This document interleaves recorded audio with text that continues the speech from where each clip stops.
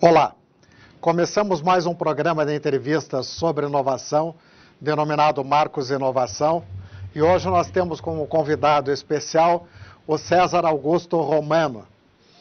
O César já foi diretor da UTFPR, antigo Cefet, e eu o conheço há muitos anos, acho que desde criança.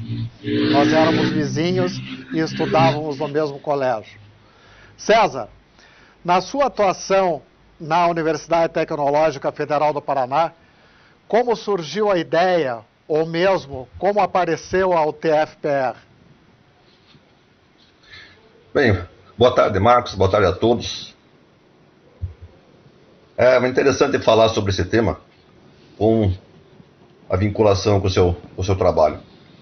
Para mim, os episódios que levaram ao então Cefet a se transformar em UTFPR diz muito a cultura que nós tínhamos já de inovação.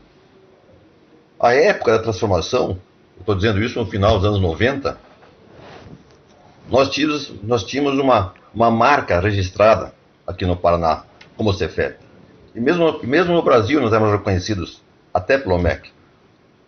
Mas a estratégia de governo naquela época fez com que houvesse uma desvinculação do ensino técnico com o ensino médio. E era exatamente isso que nós fazíamos. Nós tínhamos cursos superiores, nós tínhamos pós-graduação, mas a grande maioria dos nossos alunos eram do ensino médio, técnico integrado ao médio. Portanto, aquilo que nós fazíamos, naquele momento nós poderíamos fazer mais. Então nós buscamos aí dois pontos importantes que eu entendo como fundamentais em qualquer projeto de transformação.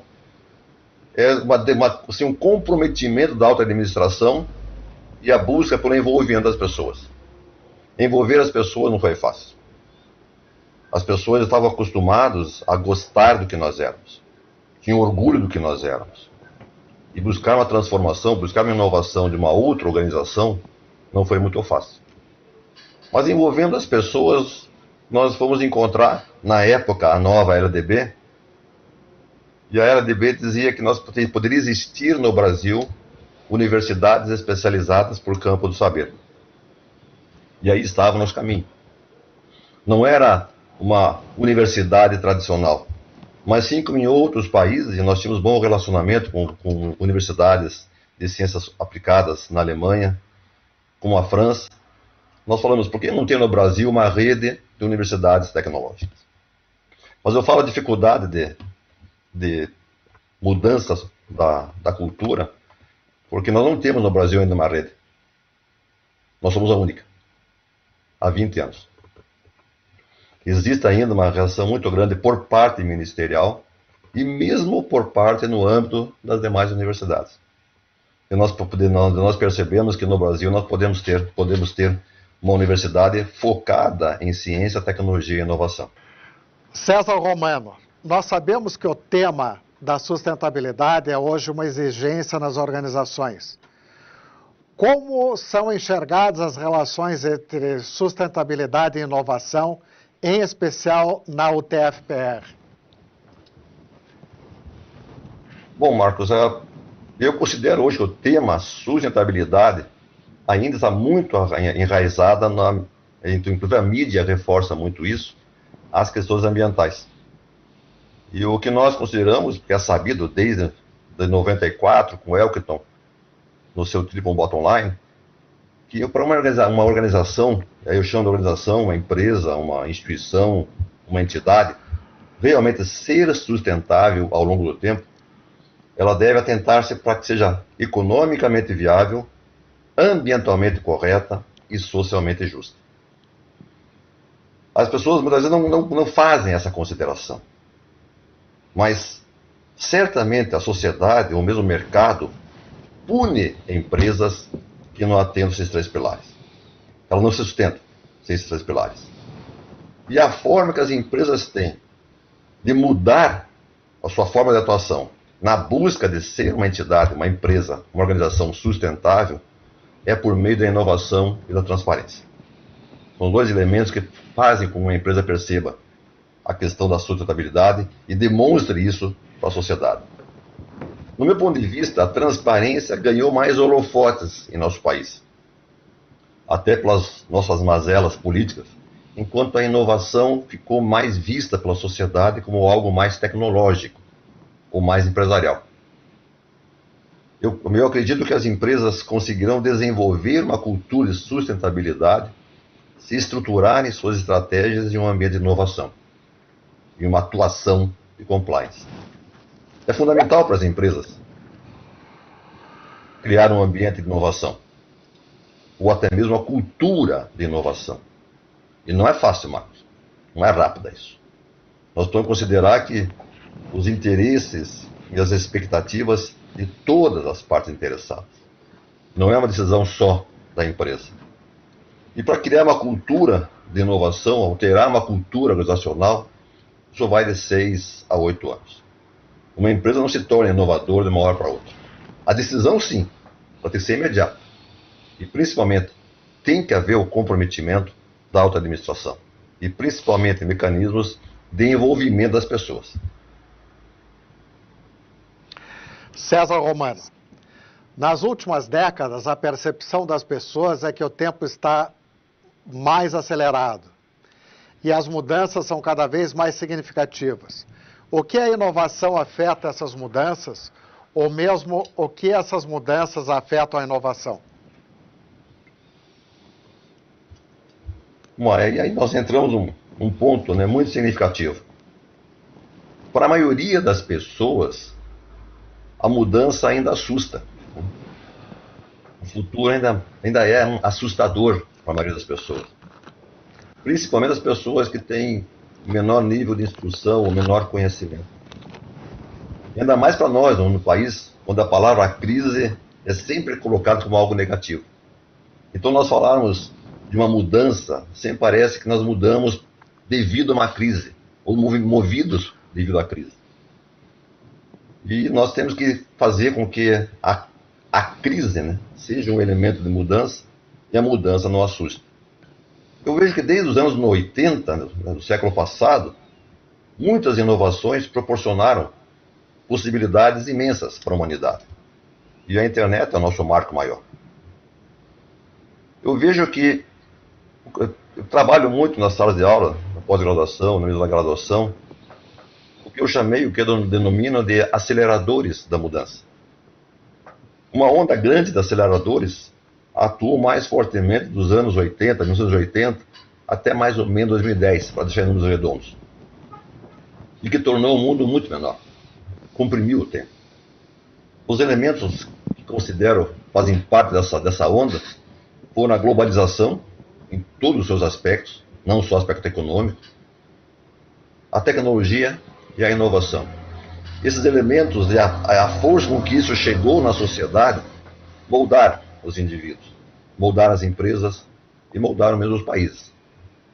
As pessoas, naquele período, dos 80 para cá, e continuam ainda fortemente hoje, elas se tornaram ávidas pela inovação. As empresas transformaram-se em vendedoras de inovação, e não apenas vendedores de produtos ou serviços. As pessoas e o mercado passaram a pagar pela inovação. A tecnologia, ela promoveu avanços significativos ao bem-estar social. A globalização, por sua parte, acho que inseriu indivíduos, inseriu empresas, inseriu países em uma competição num lugar único, o mundo. Não tinha mais competição entre países assim, cerceados por fronteiras. Isso fez com que as pessoas, as empresas e mesmo os países se tornassem players mundiais. Isso fez essa ansiedade, essa necessidade de fazer parte desse cenário mundial que eu chamo de compressão do tempo. Agora, de 2010 para cá, eu considero que nós estamos passando por uma segunda onda de aceleradores de mudança que estão afetando a sociedade, que podemos chamar das tecnologias digitais. As tecnologias digitais estão promovendo aquilo que as pessoas chamam de revolução 4.0, eu chamo de revolução social, que pode ser denominada de 4.0. Não sei se tem uma delimitação, eu já ouço falar em revolução 5.0, dependendo do número de tecnologias que são abrangidas. Mas o fato hoje é que a computação em nuvem, o Big Data, né, esse processamento de grande base de dados, banco de dados imenso, a internet das coisas, a robotização, mas atualmente a inteligência artificial, eles comprimiram definitivamente o tempo. Os aspectos dessa revolução, os sentidos pela sociedade, eu acho que são muito bem tratados pelo Klaus Schwab, o criador do Fórum Econômico Mundial, um livro que ele escreveu, A Quarta Revolução Industrial, mostra bem os impactos dessas tecnologias na sociedade. Né? Seja o aspecto físico, a sociedade é muito forte, que é a questão da mudança na forma do trabalho, ou nas formas do trabalho, do emprego. O aspecto digital, a questão do controle social, por exemplo, o reconhecimento facial. E assim como o aspecto biológico, né? Afinal de contas, nós mapeamos o genoma e não é mais acaso transformar um dado identificável num dado programável. Então, esses fatores hoje que nós vivenciamos estão mostrando para a sociedade que nós temos hoje a inovação no nosso campo de atuação. Nós pisamos, dormimos, sentamos na inovação. Nós vivemos inovação. Isso não era tão sentido antigamente. Antigamente a inovação vinha de tempos em tempos. Hoje a inovação é o nosso mal. Nós vivemos na inovação. César, qual é a sua percepção sobre a forma em que a sociedade enxerga a inovação? Bem, Márcio, eu costumo dizer que a maneira como a sociedade enxerga a inovação é bem interessante, porque a sociedade não está assim, necessariamente interessada na inovação tecnológica, mas sim no que ela melhora as suas condições de vida. Isso é interessantíssimo. Então, eu vejo, cada vez que eu falo com as pessoas, como é que funciona um forno de micro-ondas? Qual é a diferença de uma tecnologia 4G e 5G, já que está tão necessária hoje essa mudança? Para a maioria das pessoas não tem como explicar. Agora, quando se comenta com elas os benefícios dessas tecnologias, esses são facilmente percebidos. Então, o que nós devemos estar sempre olhando é quais serão os beneficiários da inovação. As empresas têm que ter uma prática de relacionamento muito forte com os consumidores e com o mercado, principalmente, que permita às empresas antecipar essas percepções. O sucesso da inovação de uma empresa é se ela consegue antecipar essa perspectiva do consumidor. Qual é a inovação que ele quer? Ou qual é a inovação que ele deseja? A inovação que ele tem uma expectativa maior. E isso é interessante, principalmente nos dias de hoje, porque nós estamos passando por uma mudança muito significativa na humanidade, porque as pessoas dizem, o mundo está ficando mais velho. Na verdade, nós nunca tivemos uma humanidade com tanta idade, uma idade média tão elevada.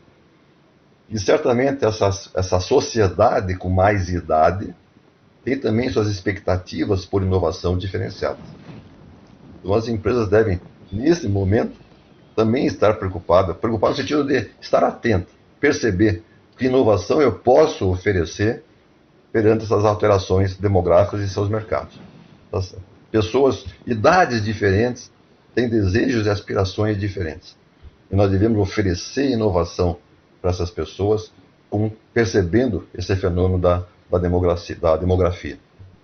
Então a minha pergunta é, como essa população atual, com idade média maior, percebe a inovação? Nós não temos mais uma pirâmide etária. As pessoas chamam de barril etário, né? Onde a idade média que nós tínhamos sempre, a maior base da população, das crianças, jovens e adultos, hoje nós estamos no mundo uma idade média de 35 a 40 anos. Portanto, a percepção desse patamar de pessoas, dessa idade de pessoas, é diferente de uma maioria de pessoas que tinha 18 ou 20 anos. Na sua opinião, César, qual o papel da inovação no desenvolvimento e na competitividade de um país? Você que falou bastante de país. Bem, nós sabemos que, falando em país, em Brasil, né, o Brasil é muito carente em ciência, tecnologia e inovação. E eu tenho certeza que posso afirmar que só seremos um país competitivo se nós tivermos condições de ter um ambiente de ciência, tecnologia e inovação robusto. Nós não conseguiremos nos inserir como player mundial se não formos independentes, se não formos autônomos em ciência, tecnologia e inovação. Enquanto nós não pudermos dizer que nós temos essa autonomia em ciência, tecnologia e inovação, nós certamente continuaremos sendo um país dependente. O interessante é que o Brasil, o investimento em ciência, tecnologia e inovação no Brasil, ele pode ser baixo se considerar relativamente a outros países, mas relativamente ao percentual de PIB do nosso país, não está muito fora da média. Só que a maioria do investimento em ciência e tecnologia no Brasil é pública. É mal balanceado essa participação na inovação, no desenvolvimento, entre o público e o privado. E esse percentual maior público, eu digo que aí eu gostaria muito que as universidades públicas tivessem um papel fundamental nesse pilar. No meu entender, as federais não precisariam ficar tão focadas na concorrência com o ensino privado, com as instituições privadas. As federais devem olhar o desenvolvimento de ciência, tecnologia e inovação. As instituições privadas, por melhores que sejam, elas têm no ensino seu pilar forte. O desenvolvimento, a aplicação de recursos em ciência, tecnologia e inovação é muito caro. As federais, ao contrário, as federais deveriam ter, na verdade, deveriam ser um canal de investimento público no desenvolvimento de ciência, tecnologia e inovação. As federais deveriam fortalecer a pesquisa em ciência, tecnologia e inovação. Mais do que eu tinha dito, em número de cursos ou número de alunos. Deveriam ter cursos extremamente diferenciados. Lógico que uma massa de pesquisadores excelente pode oferecer a formação de profissionais diferenciados. Agora, é fundamental essa contribuição desse investimento público para que efetivamente a gente possa contribuir para transformar o Brasil num player mundial e inserir o país no mundo globalizado. Aliás, neste momento, né, Marcos, nós estamos vivenciando isso. Quanto à dependência por uma tecnologia, uma vacina, por exemplo, tem criado internamente tantos problemas. É verdade. Só estamos conseguindo nos inserir nesse campo por dois institutos muito diferenciados, a Fiocruz e o Butantan, que conseguem ter, sim, uma tecnologia de nível mundial. César, como um indivíduo comum percebe de forma mais prática a inovação em seu dia a dia? Eu acho que é um desafio muito grande, né, para as instituições, para as empresas, né? Fazer essa leitura correta dessas demandas, dessas necessidades, dessas expectativas do seu público-alvo. Que eu prefiro chamar de partes interessadas, né? E muitas vezes a gente acha só que o consumidor, né, que o nosso consumidor é nosso cliente, mas o nosso cliente tem vários outros fatores. Nosso cliente interno também é um cliente, nosso mantenedor, né, o nosso financiador é nosso cliente. Então não se trata de apenas ficar separando quais são as minhas partes interessadas. O desempenho de uma empresa é afetado pela percepção que essas partes interessadas têm da nossa empresa. Se a minha empresa quer ter uma imagem, uma visão de uma empresa inovadora, nós precisamos de alguma forma demonstrar isso. E o nosso consumidor, nosso público-alvo, percebe a inovação de forma diferente. Atualmente, está muito assim, visível que o público tem dado muita importância ao tema inovação social. Ou, de outra forma, se perguntando qual é o impacto social de uma inovação. É uma alteração interessante do campo tecnológico para um campo mais amplo, que é a inovação social. As empresas precisam ficar atentas a isso. A inovação está deixando de ser vinculada muito ou apenas ao campo tecnológico, e cada vez mais a finalidade maior da inovação tem sido esse impacto social da inovação. César, como é que você vê a importância dos valores de uma empresa na criação de inovações? Marcos, eu vejo um pouco de preocupação, para falar bem da maneira como eu enxergo. Porque é um campo muito delicado da inovação. Se a gente compreender, como dizia um professor meu, que toda inovação sempre vem acompanhada de uma desgraça. Pode parecer uma expressão muito dura, né? Mas 2 exemplos que nós temos, né? Eu acho que o Santos Dumont nada gostou, e até quem sabe ter sido um dos motivos da sua depressão, de ver que o seu invento, que ele fez com tanto amor para andar nos arredores de Paris, para ver sua namorada, ver a sua invenção ser usada para bombardear Paris, para ser usada como arma de guerra. Quem sabe o domínio do ciclo nuclear, que tantos benefícios trouxe para a medicina e para a humanidade, particularmente na medicina, na área médica, né? Os equipamentos médicos, mas também foi usado para a bomba atômica, para destruir a humanidade. Então eu entendo que a inovação precisa ser baseada em valores humanos, em princípios sociais. A gente precisa fazer essa reflexão. Se eu pegar nas últimas 2 décadas, né, a nanotecnologia abriu inúmeros caminhos para novos materiais, novos processos. Já existem diferentes inovações no mercado baseadas na nanotecnologia. A outra inovação, a biotecnologia, da mesma forma.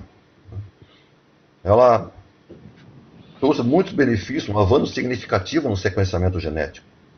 A revolução na agricultura é outro exemplo da biotecnologia. Agora, por que eu vejo com preocupação? Vamos imaginar unir a nanotecnologia com a biotecnologia e uma cabeça sem valores. Pode. Não estou afirmando que isso está acontecendo, mas pode surgir um bichinho nanobiotecnológico, invisível, que afeta todo o planeta. Pode se tornar uma pandemia. Por isso eu digo que a inovação precisa ter valores humanos e princípios sociais. E aí, Marcos, a gente entra na questão das patentes, né? Que é um fator fundamental da inovação. Como que serão tratados, como que será tratada a questão da patente? Em algum momento deverá ser, eu creio, alterada a sua forma que hoje é vista.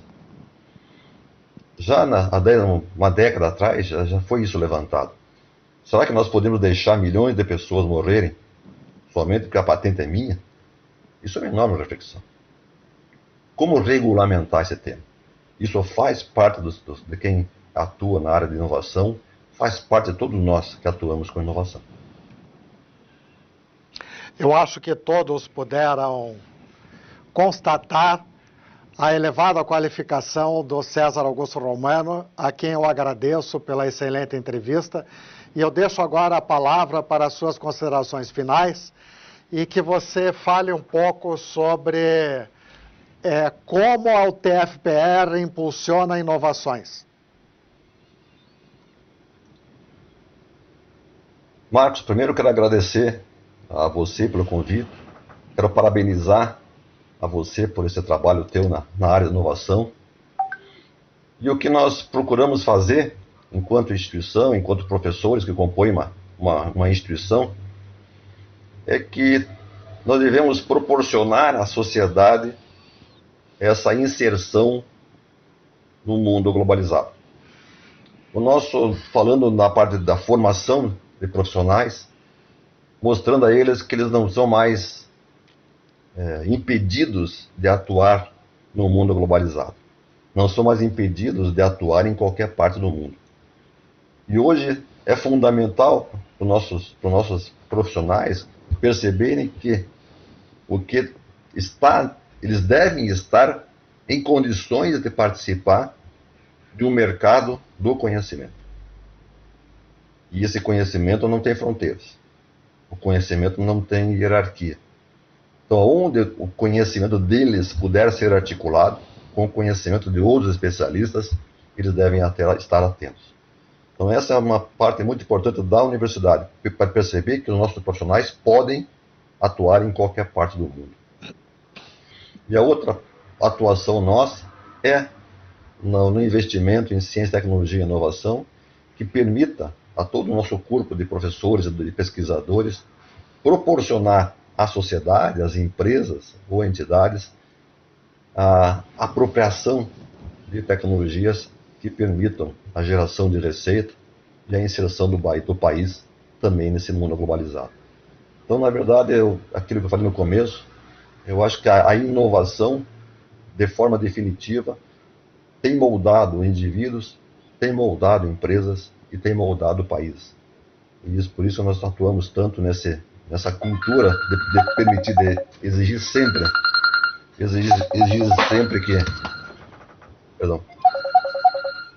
sempre que a inovação faça parte da nossa cultura.